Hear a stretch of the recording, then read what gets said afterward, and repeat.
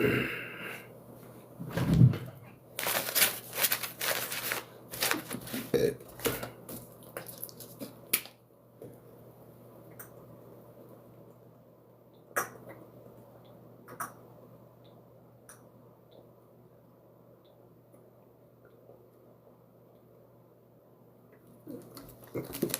morning, Jay Black. Good morning, Lynn.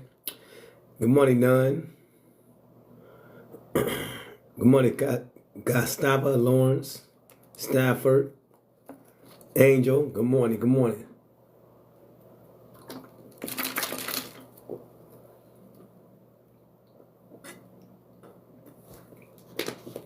Come on, y'all. Let's celebrate this. Let's celebrate getting this money. Let's celebrate. Let's celebrate. Money Talk with an accidental investor. Good morning. Good morning. Good morning. One thing we got to do, we got to start focusing on how to get money, how to attain money. And I don't mean just getting money by working a job. Anybody can work a 9 to 5. What you going to do when you get that 9 to 5? What kind of goals do you have? What kind of plan do you have? Do you plan on just working hard the rest of your life? Do you have a financial out?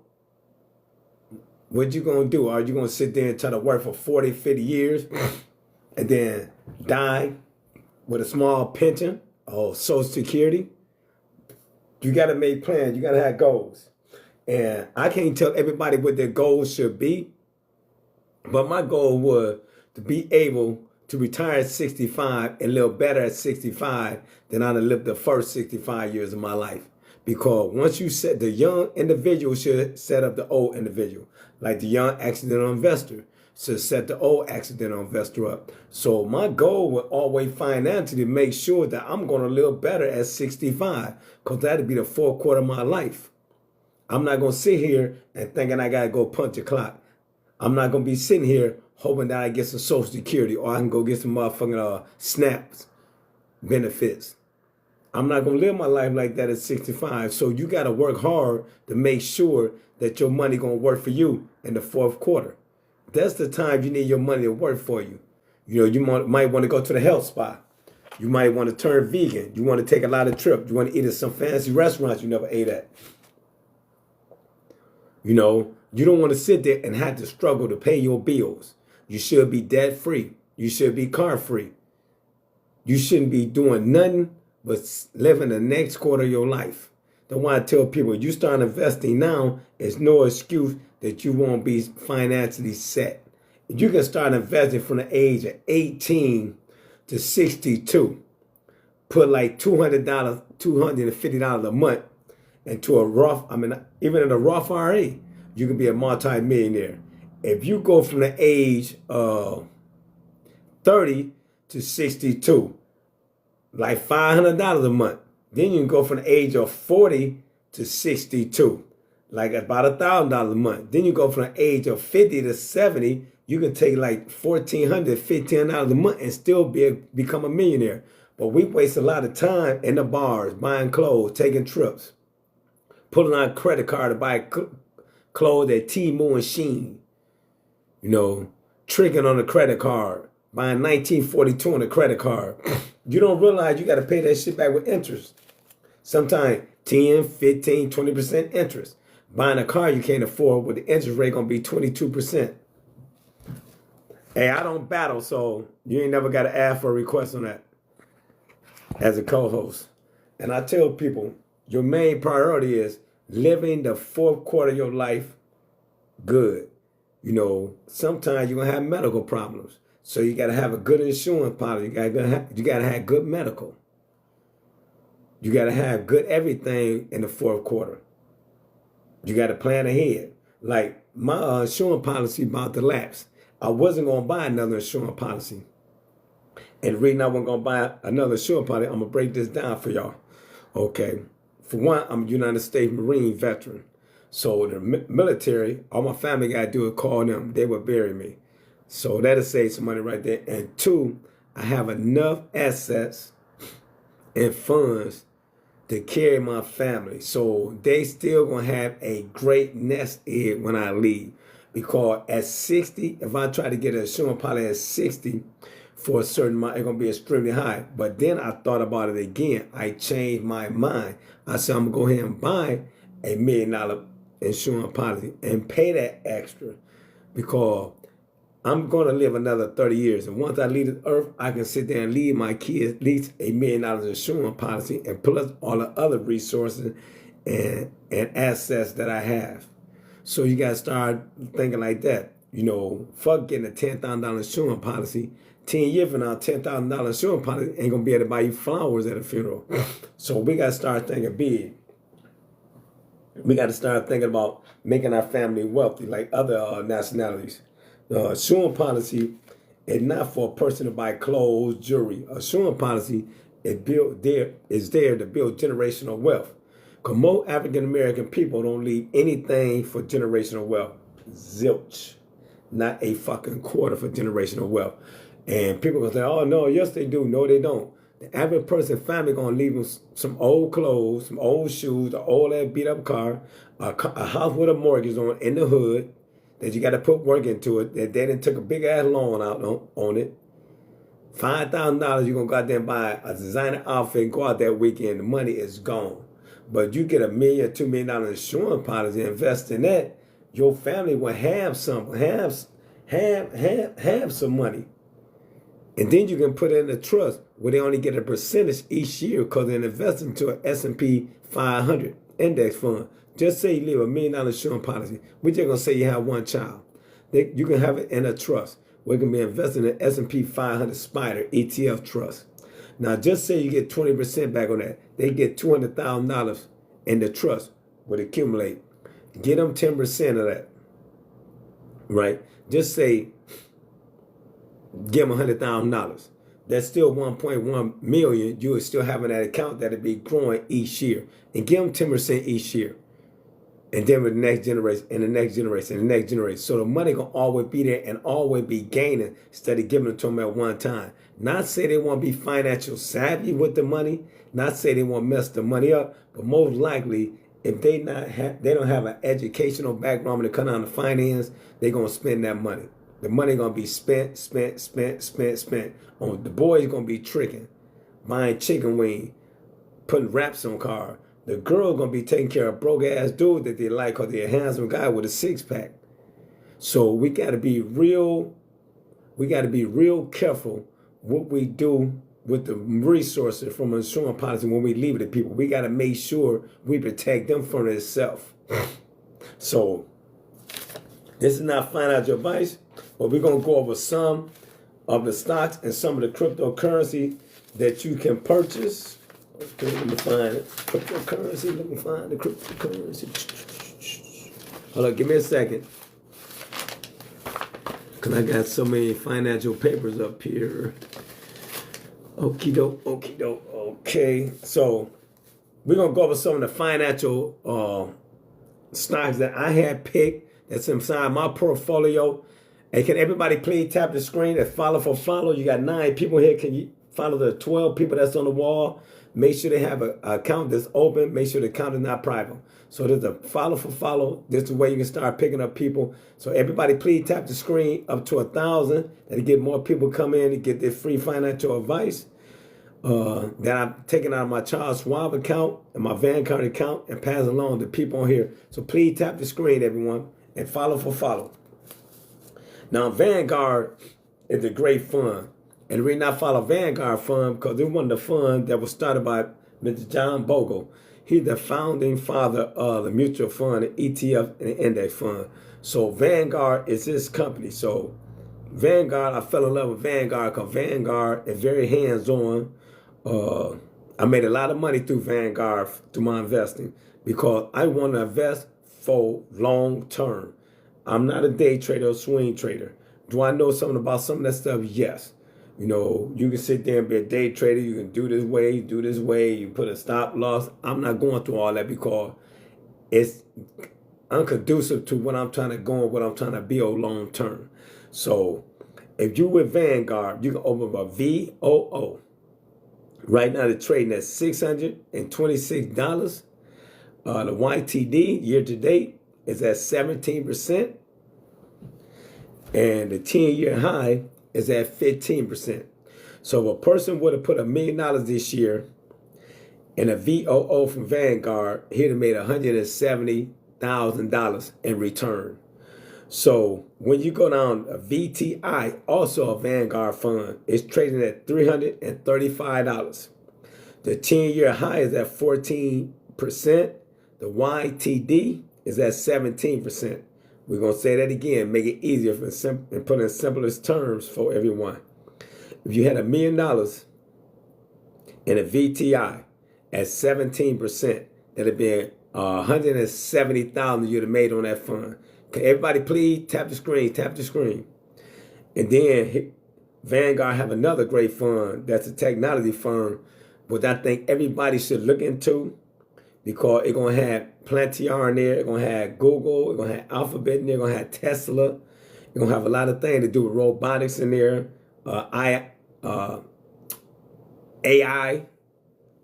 company, it's going to have iRobot technology.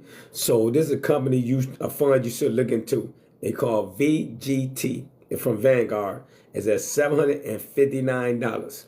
The YTD is at 22% the year to date. And for the 10-year high is at 22%.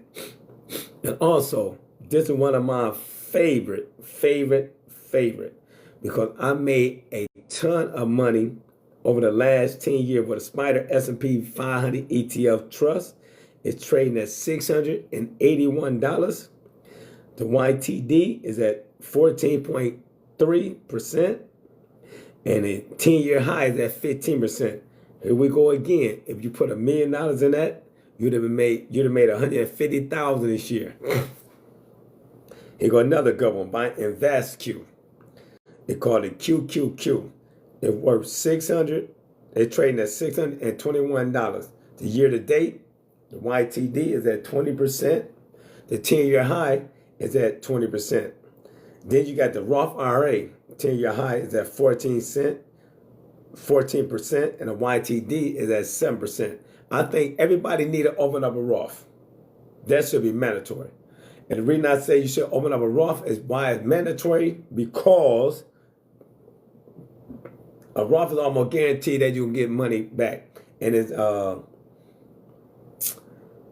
backed by the government. And also with the Roth, you putting in pre-tax money. The money already been taxed, so the money that you put into that Roth over a 10-year period, you can pull out without being taxed again. You're only going to be taxed on the money that gain interest for you and you made a profit from. But the money you put in, you can pull out. So that's a great fund also. And people, the thing I talk about this every day, which a lot of people gonna miss, because a lot of people rather listen to drama, pop the balloon, 50-50 conversation, who haven't sex with who, drill shit. But people ain't talking about money. Money rules the world. There's nothing in this world you can do without money. I got to pay for this data to be on here and talk to y'all. I can't sit on here and talk to y'all without having money to pay for this data. But see, when people get on here and talk about money, you get a small group of people who will come in and listen. Because talking about money is boring. People can't understand it. People are in love with it, but people don't love it enough to get it and keep it. It's threatening to this sanity, because a lot of people don't want to hear about the money because they fuck up so much money. People get upset with conversating about money because they're going to mess the money up no matter what you say. But anything else you can talk about, people are going to come in and listen. But these are the times in the era where money got to be the only conversation you got to have in your life. Once you start hitting your 30s, your 40s, all the way up to your 60s and 70s, money got to be 10% of your conversation. Not about sex, not about gang banging, not about partying, not who the baddest motherfucking woman is in the city, or who was the baddest girl in high school, who was the best athlete in high school. Now you ask 6, who cares the fuck? Half the people who went to school with you is no longer on this planet. So them conversations we shouldn't be talking about. But as long as you wake up every day, you should have a conversation about finance. Finance. And you got to start these conversations early in your household. You got to talk to your mate, your significant other, about finance. You got to talk to your friends and family about finance. These are conversations you need to have. Because look at most black families. We don't know about each other's finance. We don't know about how much each individual make. It's 5 of us. I can't tell you how much none of my siblings make. They can't tell you how much money I make. But we should have these conversations. We should have these conversations. Say, hey, let's pull our resources together. We all have good credit. Let's take this good credit, go to a banking institution, and take out $250,000 loan.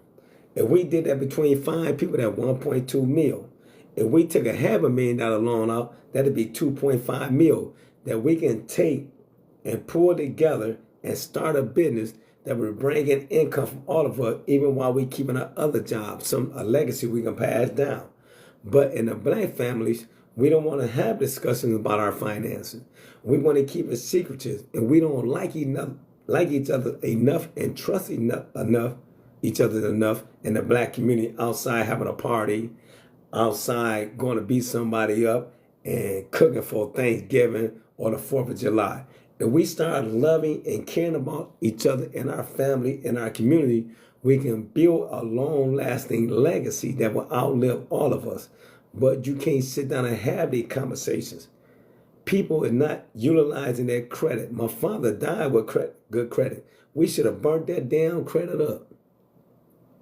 I'm going to make sure my children use the fuck out of my credit. So when I leave this planet, I'm not going to sleep with no goddamn 837 credit score and I didn't utilize it. And I didn't utilize it for them.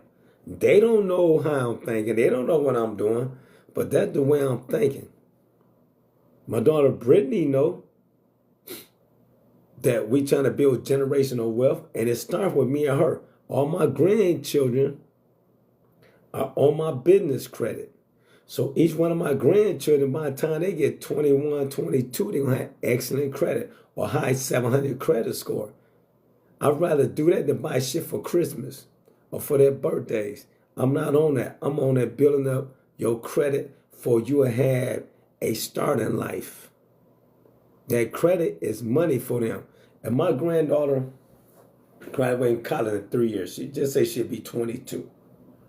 If she got an 800 plus credit score, she can get a job, go out there and get her a house, get her a car. She can leverage that credit to buy a house at 22. By the time she 50, that house can be paid off. It would be hers outright. And then she had 15 more years before she retired to put the rest of that money into an investment account. That's the shit we got to start teaching our children. Thank you, Low Key. Low Key, I appreciate it. Where you from, Low Key? Thank you. Thank everybody for tapping the screen, get the lights up. It's 4 people here. Also, follow. Make sure people have a picture up. Make sure they have a private account. Thank you, Low Key. Thank you for the likes. And then the more time you like, Wilmington, Delaware, okay. I was in a joint with a couple dudes that were from Wilmington back in the early 90s.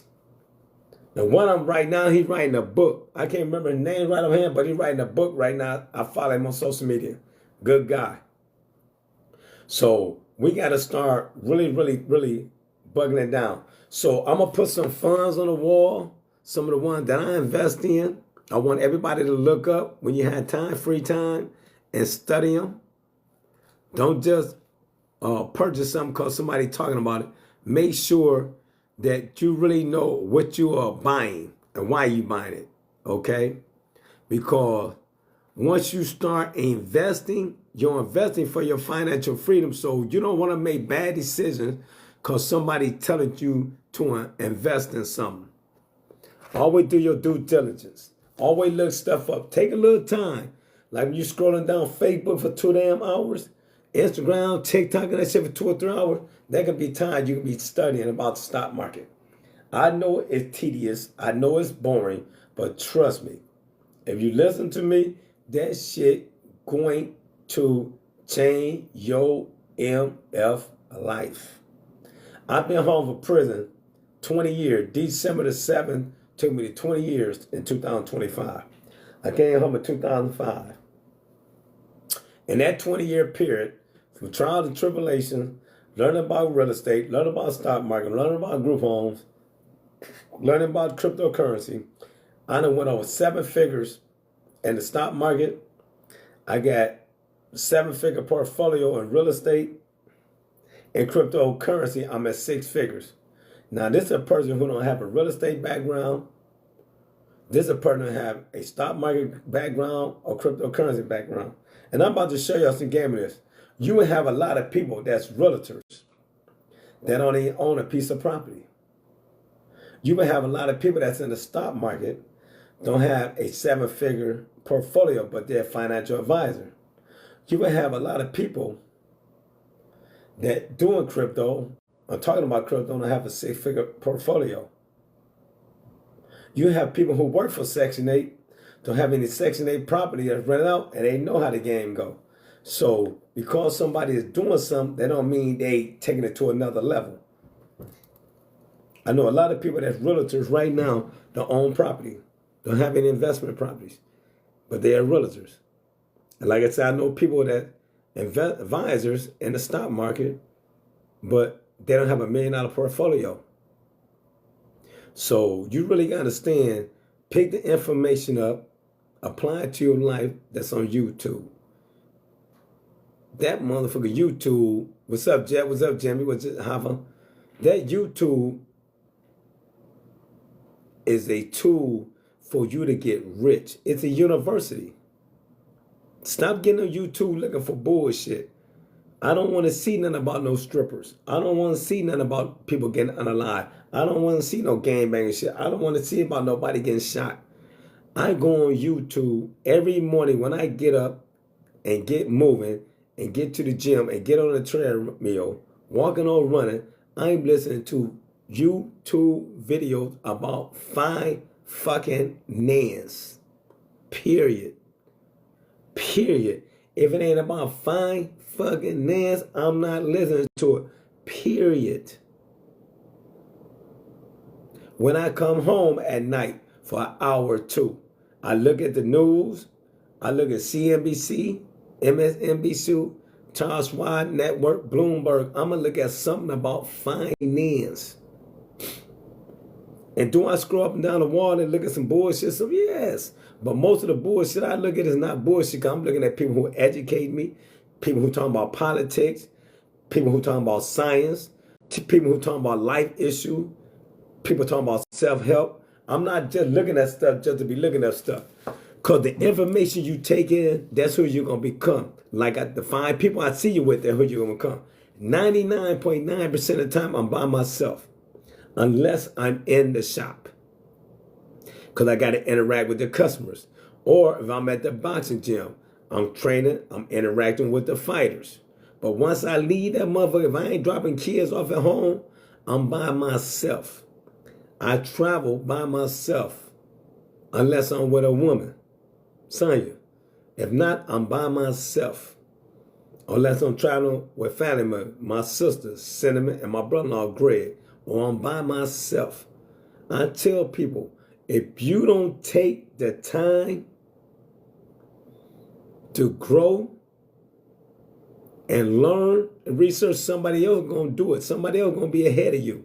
I was hearing about crypto in 2017. I was scared. I was reluctant to get involved. I said, man, this shit is a gimmick. I finally took a leap of faith in 2019. So I've been in the cryptocurrency space 7 years. And in 7 years, I went over a 6-figure portfolio in cryptocurrency. And I'm still learning. I'm still researching. I'm still picking up information. But now I know who to listen to. We're going to go with Donald Trump. I know a lot of people hate hearing his name. They hear his name, they cringe. But President Trump and his administration is pro-cryptocurrency. They got a sovereign wealth fund for cryptocurrency. The 5 funds, the 5 cryptocurrency they have in there is Bitcoin, Ethereum, Solana, Cardano, and XRP. All these coins are utility coins. And people who people who started these coins, except for Bitcoin, we don't know who it is, but they're all engineers. They're all engineers. So I follow people that have an engineering background, and I look up utility coins. So I'm going to put these coins on a wall that the United States government is investing in. So that tell you right there, the government willing to invest in, you should be willing to invest in it, buddy.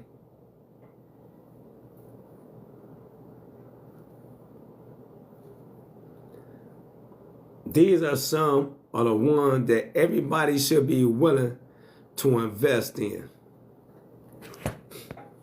And it's not finite advice. Like I said, everything I talk about on here, we having a conversation between friends on social media. And I'm talking about what I invest in.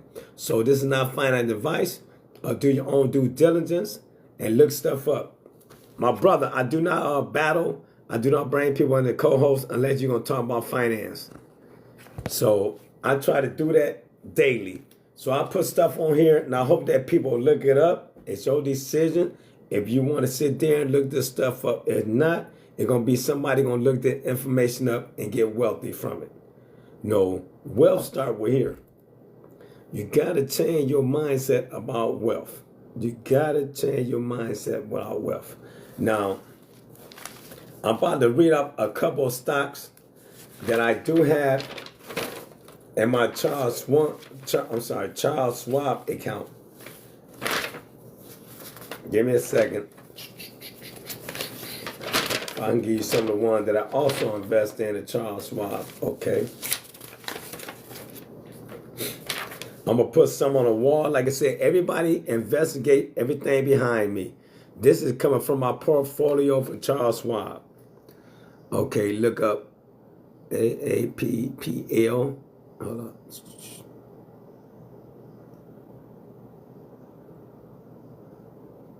That is Apple. Look up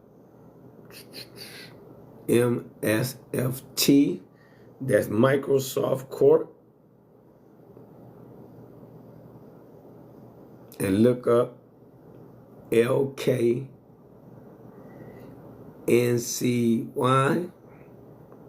Look that up. And while we on here, y'all can look it up. Y'all can add me some questions.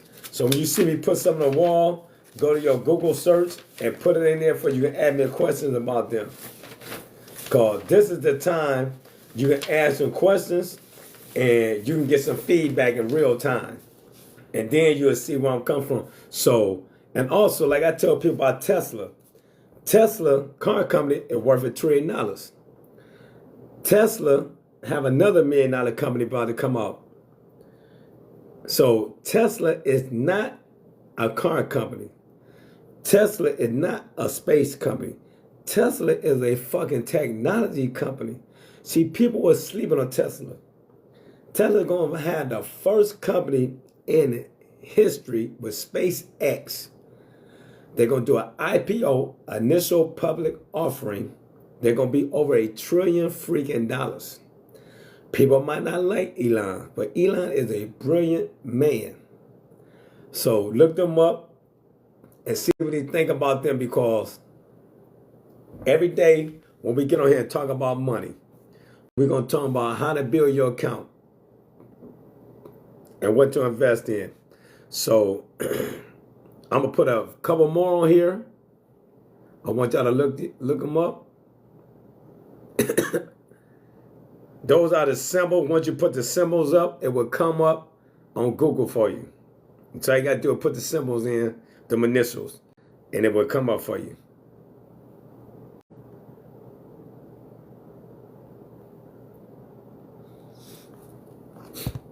That's why I said, when I'm on here really speaking on like drama and violence, it'd be 100, 200 people in here for an hour. But once you start speaking about money, you ain't gonna get a lot of people gonna come in and call. Speaking about money, talking about money and building credit, is boring. Now, if somebody want to get their credit built and they see somebody that's out there with a big fan base and they got a name, they going to listen to them, and they going to send them their money. But the easier way to build your credit, shit, just pay your bills on time. And don't mess with your credit to debt ratio. Pay your bills on time. And stop buying stuff. And pay down that debt. Like I'm 100% debt. No, that's a lie. I'm debt free right now. I might owe like $1,100 in debt for everything that I own. Debt is phenomenal. You ain't gonna have a big percentage of the African American people with my assets. They're gonna be almost 100% debt free. And the reason I'm not 100% debt free, what's up, Anthony, is because the way I built up my account. I usually use my business credit cards when I go do something because I got to keep some type of credit going on my credit card. And if I don't keep that credit going on my credit card, guess what's going to happen? My credit score is going to go down. So I sit there and buy something. I pay something up. I buy something. But I use different kind of credit. I use my business credit card and I use my personal credit card. Just if I went and got something to eat right now, I'm going to use my personal credit card. But I try to tell people, and people don't understand that, because you got to have an understanding of what you spending your money on. You got to have an understanding why you investing. You got to have an understanding why the fuck are you working every day. I know people who still working in the middle 70s who might be working to the 80s. Now, I understand if you're working for yourself. If you work for yourself, that's different. But with somebody waking up every day after the age of 65, like 70, 75, 80, and still punching that clock, knowing in their diabolical mind, their conscious mind, that they only have so much time left on the planet, that's diabolical to me. That's really insane. What's up, Anthony? Can everybody please tap the screen up to a couple thousand. Thank you. Thank you, Anthony Hall. Everybody follow Mr. Anthony Hall. It's a follow for follow, so follow on the wall. And I tell people it's diabolical that people are not investing for their financial freedom. You should not be wanting to work at 80, 75. Now, Mr. Warren Buffett is the best financial guru in history. He made 100% of his money, like 80 or 90 billion, in the stock market, outside of what his company is worth. He finally retired. His company might be worth 500 billion. He made every penny in the stock market. Mr. Warren Buffett.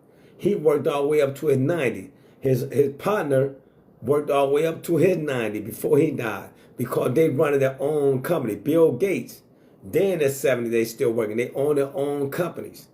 But they can sit back and let somebody run the company. So they're not going in there day to day, but they still doing other things for humanity. So when you get a certain age, you only should be working if you choose to. Me, I would never retire from what I do, and the reason, I'm going to tell you the reason why. Because I go to the barber shop for intel. I'm learning stuff while I'm in there also, because I'm across the street from the University of Toledo. Then you have young kids coming there. So I still can be a voice. I can be a bro to some of them. I can be uncle to some of them. I can be pawpaw to some of them. I can be pops to some of them. So I still can have a voice in my community. I still can try to lead some of these children in the right direction. And I still can get them financial advice. Every kid that come in there, when I see he got his head on his shoulders, I try to tell him about finance. I try to have a conversation about it. Because when I'm in the shop, at least an hour or two, I'm going to put that motherfucking TV on finance. Now, when other people get the TV, they might put it on sports. They might put it on video. But I'm at least trying to have some finance in there. Then I might go through some history, even though it might be outlaw history, talking about Pablo Escobar or somebody, but it's still in history. Then I go to the History Channel. I try to get them well-rounded, but I always going to put something about finance in there. And then we built a back room, me and the other barber, we put it together where we got a studio back there where kids can go in and get online if they choose to, or they want to go back there and play video games, they choose to. But that'll keep me useful. That'll keep me young. That'll keep my ears to the street. Because if I can hear something going left, I might can stop it, because I got a little influence where kids might can listen to me. But I talk to all the young men and women that come in there, hey, how's your credit? What you doing to build your credit? Do you know what credit can do for you? You know credit can help change your life. Credit is the tool to get you wealthy. Because 90% or more of the companies in the world that have Fortune 500, I don't care if it's Apple, I don't care if it's Tesla, I don't care if it's Microsoft, I don't care if it's Meta. They using some form of credit. Credit is a great tool if you use it the right way. I bought 2 houses on credit. I didn't use a cash advance from a credit card to sit there and invest money in cryptocurrency. People are like, why would you do that? Because if I make 20 to 30% back and I only got to pay you 7% of that, I made 27% on your money, and I'm paying while I'm paying the credit card off. I try to always think about how this credit, and I can leverage the credit to make me some money. If you go buy a house on credit right now, just say you get a mortgage, the house is $300,000. If you rent it out to Section 8, become a Section 8 landlord, somebody gonna be paying that mortgage for you for 30 years or 20 years. All depends you want to put all the money on. If you get $1,500, you can have paid in 20 years. But and then in 20 years, that $300,000 house might be worth $500,000 plus. So you got to understand, everything you learn about finance, you got to use it to your advantage. You got to take that knowledge in and apply it to your life. Hey, good morning, D. It haven't been anyone around me, DJ. It haven't been anyone around me in my immediate circle in the last 20 years since I started learning about investing or real estate or cryptocurrency or credit. I haven't told them about the game or the group home situation or behavioral health agency. Whatever I got my hand involved in, I try to tell everybody you can do it also. But people still is not going to follow you if that's not something that they want their heart to be into. But I talk about some games, just some violence, some unalignment stuff. People more in tune with that because the environment we're growing up. We're not growing up in a real estate environment. We're not growing up in a finance environment. We're not growing up in a self-help environment. We're not growing up in a therapy and mental health environment when I feel that every black man in a society should get some kind of counseling, especially one come from prison and the one that been in the trenches, because you done seen a lot of shit that a human being should have to see and have to endure and try to fix that mentally. Everybody should have a financial checkup. When they call Charles Schwab or Vanguard, talk to a financial advisor and get as much information they can for free in that conversation, that consultation, and then open up a brokerage account. Everybody should be understanding the power of leveraging credit and your money. This is something you got to talk about. If you see somebody doing good in society, you ain't got to fucking know them. Ask them what they do for a living. Once they tell you, most successful people will give you all the information you want. They talk too damn much. Rich, successful people love to talk and teach. Unsuccessful people love to hate and they're spying and gatekeep. The little information they're gonna hold on. Bro, you only made $500 this year, bro. Why you holding on that information? Don't fuck me. But successful people gonna give you all the information. Like I'm on here. I consider myself successful for the shit I done went through in life. I did 17 and a half years in the federal system for hustling. I came out here within 20 years, became a millionaire in the stock market and in not cryptocurrency, in real estate. And also I got 6-figure portfolio in cryptocurrency. So I feel I'm successful, but there's somebody doing 40, 50, and 60 times more than me. What they do? What you mean what they do? I don't understand what you mean by that, Larry. What they do? Well, like I said, I invest in the stock market. I invest in cryptocurrency. I own 18 rental properties. I own a barbershop and beauty salon. I also own 3 group homes, and also got an after school program that I got established to a behavioral health agency that me and her in partnership with her company. Okay, I appreciate it, bro. How you doing? I'm doing great, man. Just on here trying to get these people the information about their finance, because a lot of people on these platforms, Larry, They talk about finance, but they only tell you so much. They don't even really tell you how to open up a brokerage account. They giving you bits and pieces of information before they can make you thirsty for more. Then they're going to say, hey, can you send me 3,000, 4,000 for this silver, platinum, or gold series of investing? Well, you can get all this motherfucking information off TV freaking free. Excuse me, I got to use the restroom real quick.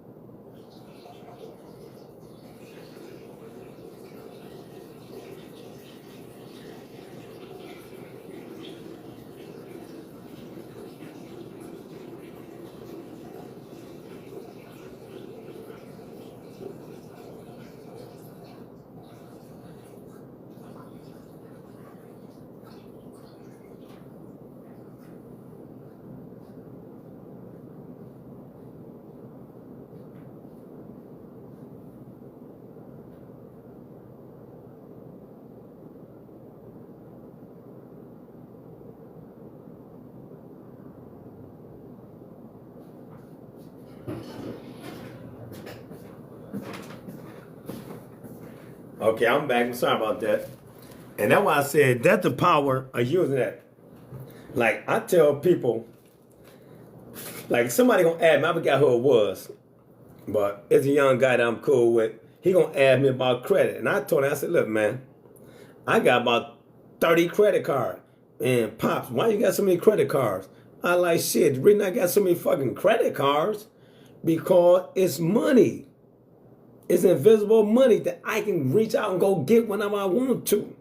I said, with all my credit cards combined, it might be like I'm going to say anywhere from 4 to 600K.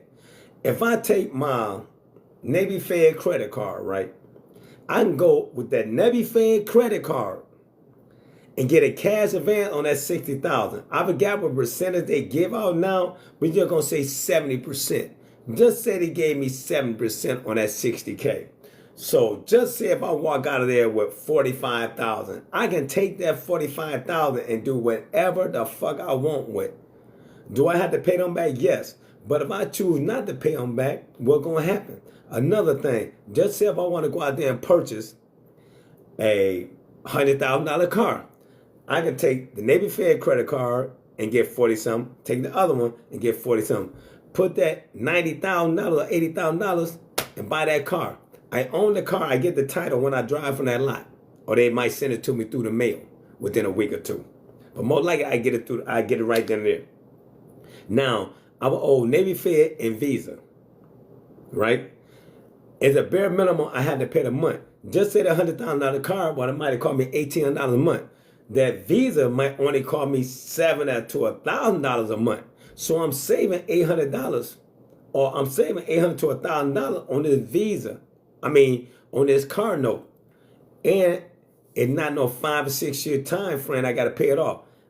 I can pay it off in 10 years consistently, or I can pay it off before that. But the car going to be mine. So if something happened, my car would never get repoed. But my Visa card, and they won't do no garnishment. Hold on, I'm going to read what you just said, Larry. And I won't get a garnishment either on the Visa. Now, it might take down my credit score if I miss some payments. Or they might send it to collection, but so be it. I still own that vehicle. I've been trying to get a loan for my business going on 6 years, still didn't get approved. Who did you go through, Larry? Larry, who did you go through to try to get that loan? And what was the purpose they saying they didn't approve your loan? Cause I'm gonna tell you something now. The best place to go, anybody on here listening, go to a freaking credit union. Cause if you've been working 6 years, Larry, and you can show that you've been making gains and you ain't been taking no loss. See, a lot of people that got small businesses. I'm gonna tell you what a lot of people do with small business. And don't nobody get mad at me. I am not putting nobody down. Please do nobody get upset with me. A lot of people with small businesses, you know what the freak they do? That's what they do. They take them freaking credit card, their business, and they file a loss. for 2 or 3 years. Now, if you haven't did that for 6 years, and then you can show you got other income coming in, and your credit to debt ratio is low, you should be able to get a loan. I don't know why they denied it, but you should check with a credit union before you let them run your credit. Don't let them run your credit because you don't want that ding. But talk to them and see if you're capable of getting that loan. You should be able to get a loan. You have a business that's been making income for the last 6 years. And also, if you've been working another job and you have a W-2 for a couple of years, you should be able to get a loan. So don't get discouraged because some people maybe tried 20 times to get a loan. So never give up because I never been denied for a loan before. Because when I was ready to go get a loan, I already had everything established. So when I went to the banks the first time to get a loan, I already was in the real estate. I was already in the I was already in the stock market. So when I went in and took out a loan for a couple of pieces of properties, I already had property I can put up a collateral, and plus I had income coming in from them, and plus I had a barbershop and beauty salon that was making money. So I had money coming in. And I took them loans out on a piece of property. Well, that's a lie. I used a credit card, so that's a lie. I take that back. To be honest, I never took a loan out except for a HELOC. And that was based on credit also, W-2, how much money I was making, and then the value of that property. So that is a loan, so I take that back again. So I took a loan out on the HELOC, and the reason I took the loan out on a HELOC on 2 pieces of property, because I went and bought several other pieces of property.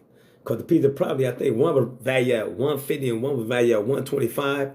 I took the loans out on it, and I ended up buying 3 more pieces of property during a housing crash in 2007 and 2008. So I took them loans out, and then I ended up paying them off quick because I had other income coming in. I didn't need that income at that time. And I was a Section 8 landlord, so the money I had coming in extra for them 3 pieces of property, I just paid on the HELOC to pay it off quickly. I just gave them all the money, except for the money I kept 15% of the money on each one of the property and putting it into an account, high yielding savings account, just in case something happened with the properties. You know, furnace or something go down, I wouldn't have to come out of my pocket. And also the money I used for the property tax and the property insurance also came out of that. And the other money I just put straight on to pay the HELOC off. So I don't know why you would deny your loan, but like I said, call a credit union and talk to them. And I don't know if you've been in the military. You've been in the military, also called Navy Fed. Navy Fed is really good with that also. Because right now, I can take out a loan for a business with Navy Fed, but I never even used them to take out my loan for a business. Because there was no need. I got businesses going on, and there was no need for me to take out a loan to start another business. Because I got the capital to do it, and I don't want to accumulate no more debt. Because right now, like I said, I'm like $1,100 in debt for everything that I own, and I really don't want to go back in debt because I'm about to buy a brand new car in the spring. With tax, title, destination charge, and everything with this vehicle, it's going to be about $85,000, $90,000. And I'm going to pay cash for it. It's a 2026 Lexus TX 500 L Sport. I'm going to go ahead and pay cash for it because it's something I want. I know a lot of people want to say, well, you know, a vehicle is a bad investment. Yes, I'm going to use it for work purposes, for the business. Also, it's something that I can afford to purchase. Like they said, don't buy nothing. If you can't afford to buy something fine, I don't buy it. So if that vehicle is $80,000 times 5, that's $400,000, right? So I'm going to purchase it 10 times over. So I can afford that vehicle where it ain't going to put no strain on it. And I thank God for that. And I can take that money, and I want to miss that money because for the last 5 years, I sold my last vehicle. I had a 2013 Jeep Wrangler. I sold it in 2019. It was customized. I sold it. I got like 90% of my money back. Because for one, I had all the bells and whistles. So it was 2013. I sold it in 2019. So it was 6 going on 7 years old. Had all the bells and whistles. So I got like I said, I got about 90% of my money back. I took that money and put it into a fund. And also, I've been like saving an extra $1,500 a month and my Charles Schwab account, my brokerage account, and a high yielding part for that purchase. So it's almost like I've been paying myself to purchase this vehicle. And then also when I buy this vehicle, don't forget, if I'd have had a car note, I'd have been paying interest. The same amount of money I would have been paying on interest, what I'm going to do, I'm going to see how much I would have been paying on interest. Just say the interest would have been 2.9 to 3% when I purchased the vehicle this year. I'm going to try to put 10% in a bank. In my Charles Schwab account, an extra investment alongside the $1,500 I've been paying for a car note. So I'm going to be paying myself to have that vehicle again. So within 5 years, I made all my money back and some. And then in 10 years, I done tripled my money. So I'm going to be making my money back as I had that vehicle. I know it sounds crazy and people are going to have an understanding of that. But that's the way I'm going to do it, because I'm going to make sure that I get all my money back from this vehicle. And plus, also the taxes. Now, I appreciate everybody coming in. Can we please tap the screen? There's 4 people in here. C. Hatch, Millicent, and David. Y'all follow for follow. And like I said, man, what's up, Frisson? My name Frisson. What's up, Frisson? So we got to make sure that we study, research. Don't let anyone ever tell you about finance without looking this shit up, because people on here sound very, very, very, very, very, very, very, very, very, very smart as fuck. Don't let them super intelligent, smart motherfuckers convince you to do anything with your money. Please. Because some people are so fucking smart, it'll blow you away. Make sure you research. Make sure you study. Because you got so many social media scammers on here, they going to do anything to get your money by wearing a nice fake jewelry, sitting in an Airbnb that's not theirs, renting a high-priced premium luxury car to do 20 videos in it, different, and post them making like it's theirs. Go to a bar at like then a high-priced restaurant ain't bought shit, or clothing store ain't bought shit. Or go to a nice restaurant and go to a nice hotel and do content in it. People playing these games with y'all. So be careful. Make sure and be mindful. If you taking any information in, research it. It's okay to take 5 or 10 minutes. If they talking about Apple, Google Apple. That's why I always tell people, call Vanguard. Call Charles Schwab. Call Fidelity. Call TD Military. Call these fucking people. These people gonna tell you every freaking thing you need to know about money. They gonna tell you everything you need to know. Everything. Everything. So don't cheat yourself by listening to people on social media because they sound good. Always research behind everybody, because you don't want to play yourself short. Don't let nobody convince you to send you no damn money, your hard-earned money, to a motherfucker you don't know on social media. Don't do it. If you're going to give your money away, give it to church, give it to a community function, donate it to cancer research, and call Charles Schwab and Vanguard. That's who you give your money to. Don't give your money to Earn Your Leisure, Wall Street Trapper, Van Man Cable, Jay Morrison. And I'm not hating on these guys. Don't send these people your money. Red Panda them. Keep your fucking money. Send your money into an account that's going to work for you. You send that $2,000, $3,000 to these people. That's money that could have been working for you. Soon you put that $3,000 into a Vanguard account. Just say you buy a Vanguard S&P 500 ETF. $3,000. I don't know exactly what the price is right now, but say you buy 5 shares. That money started working for you that day. If you send them $2,000 or $3,000, it ain't did shit but help them line their pockets. You still ain't got your account open. You still ain't made no investments. You still ain't making no monthly contributions. So there's nothing they doing for you but taking your money. So make sure your money work for you from the day it leaves your pockets. Don't do it. Don't listen to them people. No, they give some good information up now. But anytime people start asking me for money, when I'm looking at platforms, It scares me. It runs me away. Because why would I send you some fucking money? Why would I give you some money? If you're going to teach me about investing, and you know more people on social media, we live in paycheck to paycheck, we live in below the poverty level, why would you take some money out of my pocket, my brother or my sister? I understand you on here trying to make some money, but make some money from your fucking content. Don't make no money off my people. Don't take no money out of my people pocket. Don't do that. Because that's the shit that makes me upset. When people take money from my people. And we know my people don't have any money. I feel it's fucking wrong. But like I said, people can do what they want.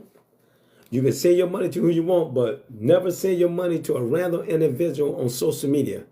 If people saying they're making all the money they're making, they shouldn't be soliciting. You don't see Mad Money Kramer, Susie Orman showing them on here trying to get money from you. They ain't doing it. They ain't. John Hope, John Hope Bryant, them guys not asking you for no money. They're not going to do it.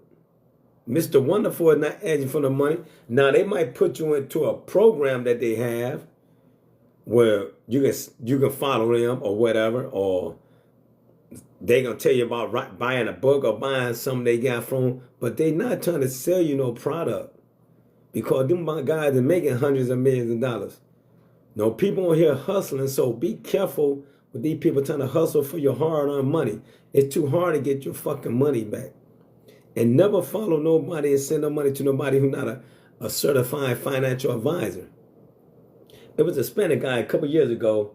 He always flossed on social media. I stopped following the motherfucker because he got into it with a couple people online. He was talking about fixing their credit, and they sent all this damn money to him to fix his credit, and he was doing shit for him. He was only doing it for him for a minute, then the credit go back down. See, me, that shit ain't cool to me. That you don't do people like that, man. People working too hard for what they got. And then you sit there and take these people hard on money like this shit is a fucking game. This stuff is not a game. This stuff is not a game when you do people like that. To me, it's totally wrong.